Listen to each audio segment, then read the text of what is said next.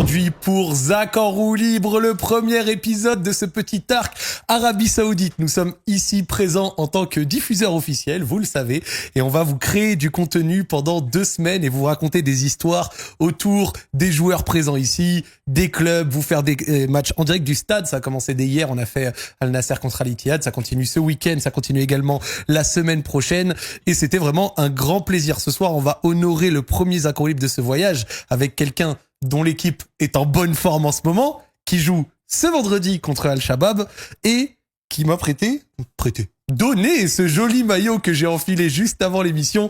Je suis aujourd'hui avec Khalidou Koulibaly, défenseur d'Al Hilal. Khalidou, comment vas-tu ? Très bien, merci. Et toi ? Ça va ? Nickel. Super bien, je suis arrivé il y a 2 jours, tu sais que je suis de très bonne humeur. J'aime ça. Et toi, ça va ? Ça rend toujours de la bonne humeur, l'Arabie Saoudite, donc faut profiter. Il se passe bien ton début de semaine ? Très bien, on a eu un match hier, on a gagné. Sur la petite une victoire très courte, 1-0, mais bon, le plus important, c'est que le travail a été fait.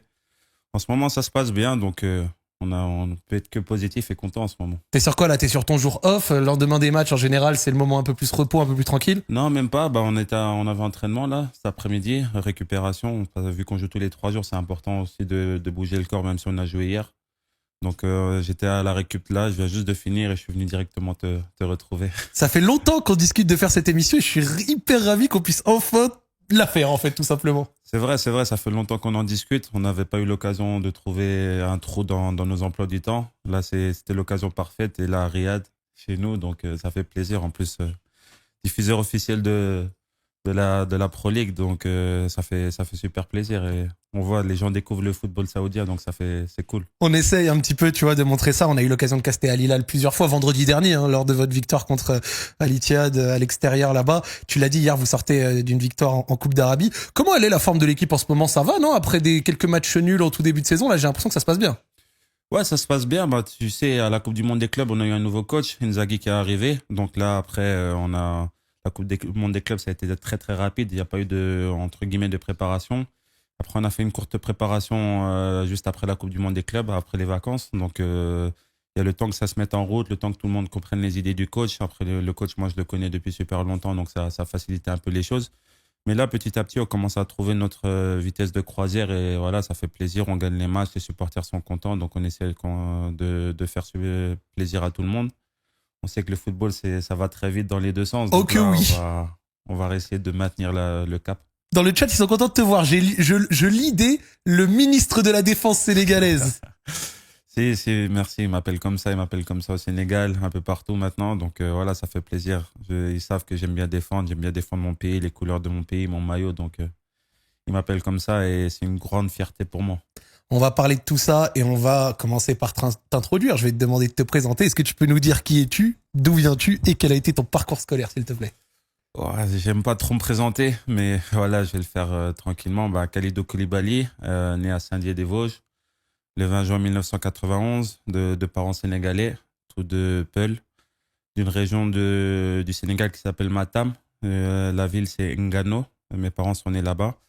Ensuite, je suis né avec 3 frères et une sœur. On a grandi dans les Vosges, à Saint-Dié-des-Vosges, à côté de Strasbourg, Épinal, Colmar, pour un peu vous situer. Parce qu'il n'y a pas beaucoup de gens qui connaissent. Je l'ai regardé sur une carte juste avant. Et effectivement, j'ai vu Épinal, Colmar, pas si loin, Strasbourg, etc. Nancy, Metz, voilà, c'est la région, on va dire, le Grand Est. Grandi là-bas, une grande communauté de Sénégalais et d'étrangers dans les Vosges, surtout à Saint-Dié. La plupart de mes amis sont sénégalais, turcs, arabes. Donc j'ai grandi dans la mixité. Très grande chose, beaucoup de Français aussi. Donc c'était vraiment, vous savez, dans les années 90, la belle France où tout le monde est de la mixité, les gens allaient toquer les gens chez les autres, partager les repas. Donc voilà, j'ai grandi dans ça. Mais dans cette culture aussi française, mais aussi sénégalaise, parce que mes parents m'ont toujours parlé Keppel à la maison. J'ai grandi dans cette culture-là et c'est ça qui m'a forgé et m'a rapproché de mon pays. Donc je suis très fier d'être sénégalais aujourd'hui, que mes parents m'ont donné cette culture-là. Ensuite, niveau scolaire, j'ai eu mon bac ES, économique et social. Bienvenue dans la team. J'ai eu le même. Ça fait plaisir. J'avais des facilités en maths, donc c'est grâce aux maths que je l'ai eu. J'aurais dû faire S, mais je voulais pas trop travailler, donc j'ai fait économique et social, ça s'est super bien passé. Et ensuite, j'ai arrêté l'école parce que j'ai décidé de mettre tout pour être professionnel et ça a marché. Donc voilà, je suis content aujourd'hui, même si j'étudie encore aujourd'hui parce que j'ai décidé Oh, de reprendre les études depuis l'année dernière. intéressant. Tu fais quoi exactement? Je fais une licence en management du sport en italien parce que j'ai des facilités en italien où j'ai joué plus de 8 ans de ma carrière. Ce que j'allais dire, 8 ans à Naples, ça a dû aider, oui. Donc, grâce à la LUISS, qui est une des universités les plus populaires en Italie, je fais un cours par correspondance et ça se passe super bien pour le moment. Je fais des cours à mon rythme quand je peux. Là, ça fait une semaine ou deux que j'ai pas pu faire cours parce qu'on joue tous les 3 jours. Mais pour l'instant, ça se passe bien et je suis content de ce que je suis en train de faire. Est-ce que c'est facile de reprendre les cours à 33 ans? C'est pas souvent, tu vois, qu'on entend un petit peu. J'ai déjà entendu des réorientations professionnelles, des formations ou autres. C'est vrai que reprendre les cours à 33 ans, ça doit pas être simple au début, non? Après, c'est facile parce que tu es dans ton domaine, le football, tu veux comprendre les choses et j'ai toujours aimé comprendre ce que je faisais, les trucs, que ça soit au niveau financier, économique, que ça soit au niveau business, j'aime bien comprendre de tout ce que je fais et ça m'a permis aussi de comprendre comment fonctionne un club, comment fonctionne mon travail, comment fonctionnent les gens qui m'emploient. Donc, ça fait plaisir. Et il y a beaucoup de choses que j'ai appris D'accord. et j'aime bien parce que maintenant, je sais pourquoi les clubs, je sais pourquoi les présidents agissent comme ça, je sais pourquoi les administratifs agissent comme ça. Et c'est important de le savoir en tant que footballeur parce que souvent, on n'a que cette image où on s'occupe que du terrain. Et là, en ayant fait ces cours, en fait, j'ai allergé mon champ de vision et ça fait plaisir. Et c'est pour ça que j'apprends encore tous les jours et je suis content. T'as parlé de tes facilités en maths. Il y a justement une personne avec qui j'ai discuté dans le cadre de la préparation de cette émission qui m'a dit qu'apparemment, quand t'étais plus jeune, quand il y avait des soucis ou une petite question de mathématiques, on s'orientait souvent vers toi. Ouais, c'est vrai. Bah, j'ai des facilités. Ouais. Après, je comprends d'une manière où j'arrive pas à expliquer aux autres. C'est ça mon problème parce que même quand je suis en famille, même à mon fils, quand il me demande des trucs en maths, j'ai un peu du mal à lui expliquer.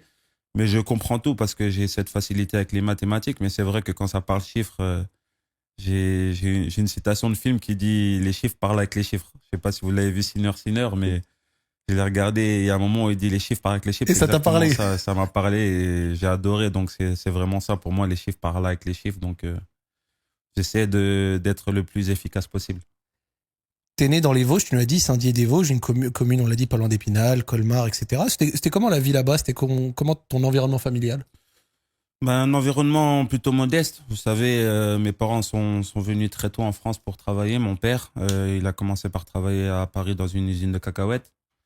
Ensuite, il a déménagé dans les Vosges, où là, il y avait beaucoup de travail dans les usines. Et là, mon père a été ouvrier spécialisé. D'accord. Donc, il se partait tous les matins à 5 heures du matin, il revenait le soir à 6 heures. Donc, voilà, je me souviens que je me levais des fois le matin pour pouvoir lui dire au revoir. Parce que, voilà, pour moi, mon père, c'est un exemple, c'est mon héros, comme je pense pour tout le monde. Mais encore plus pour moi, parce que quand je le voyais travailler autant pour nous donner au moins tout ce qu'on avait besoin. Et, alhamdoulilah, j'ai jamais rien manqué de rien dans ma vie et je suis très Alhamdoulilah. content pour ça. Tu vois. Donc voilà, ma mère était ménagère.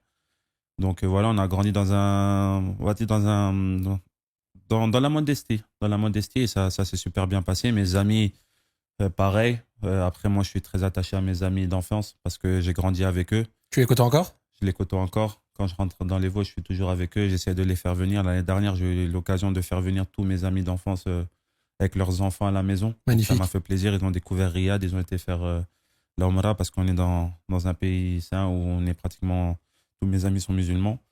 Donc, c'était l'occasion de leur offrir ça et aussi de leur offrir voilà, la vision de l'Arabie Saoudite parce qu'ils avaient aussi cette petite peur par rapport à l'Arabie Saoudite. Et j'aime bien, en fait, délier les langues et leur dire que l'Arabie Saoudite, c'est pas exactement ce que les gens pensent. C'est autre chose. Et quand ils ont découvert l'Arabie Saoudite, c'était énorme. C'était énorme. Moi, quand je voyais les lumières dans leurs yeux, j'étais super content. Et aujourd'hui, je suis encore en contact avec eux. Mon meilleur ami est le président du club de foot de Saint-Dié où j'ai joué quand j'étais jeune. Donc Ok. voilà, je suis toujours proche d'eux et ça fait plaisir. Et quand tu dis rentrer dans les Vosges, c'est parce que t'as encore de la famille là-bas ou alors c'est juste pour aller revoir les proches? Ouais, mes parents vivent là-bas, mes frères sont encore là-bas, mes amis sont encore là-bas. Pour moi, quand je rentre Oh, en c'est France, intéressant.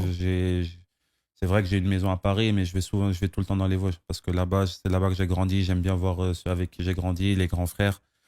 Et vous savez, quartier, on aime bien parler de foot, on aime bien parler de tous les matchs qui passent. Et eux, dès qu'il y a un match, ils aiment bien parler de foot. Et surtout, quand je rentre, ils aiment bien savoir c'est quoi la vie de professionnel. Et j'essaie de leur aussi faire vivre ça parce que vous savez, Bah, tu sais très bien que quand on est dans le quartier, on aime bien parler de foot, comment ça se passe dans les vestiaires, comment ça se passe, tout ça, Évidemment. ils veulent savoir. Donc, j'essaie de leur donner le plus de détails possible tout en restant Bien sûr. discret dans ce qu'ils doivent pas savoir. Il y a Mais tout le certaines reste, choses qui doivent rester dans le vestiaire. ouais, mais tout le reste, j'essaie de leur dire comment ça se passe avant les matchs et tout ça. Et c'est important parce qu'eux, ils m'ont aidé à grandir, à me construire. Donc, c'est pour ça que je dois leur rendre quelque chose en retour. En tout cas, c'est un plaisir de t'écouter parler, je tiens à le dire, parce que tu t'exprimes bien et tout. Ça fait plaisir le discours que tu portes. Merci.